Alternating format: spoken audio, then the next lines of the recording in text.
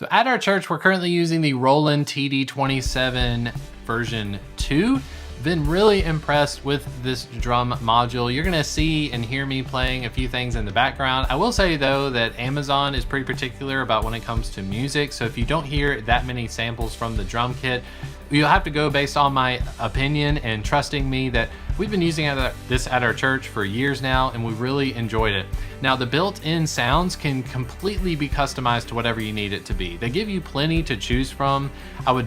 Off the top of my head, I would say that there's at least like 15 different snare drums that you can choose from. And if you need to tweak things, you can actually dampen the sound of the snare drum as if you have muffling on any of the drum pieces. You can drop the tuning so that it's lower pitched.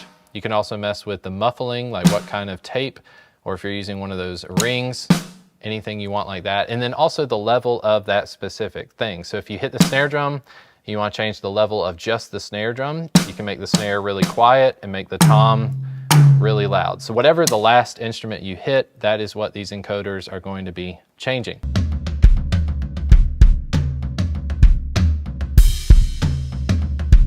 You can muffle the cymbals as well. You can EQ. You can usually do a low, mid, and high cut or boost if you need to.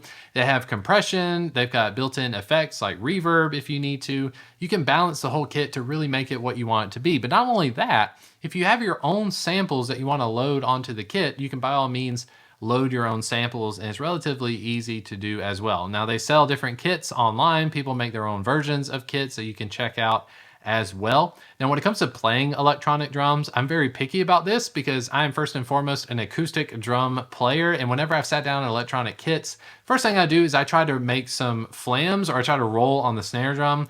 And with most electronic kits, I find that they miss most of my attacks. So when I'm hitting the snare drum, it sounds kind of off. It sounds like it's missing like every other beat.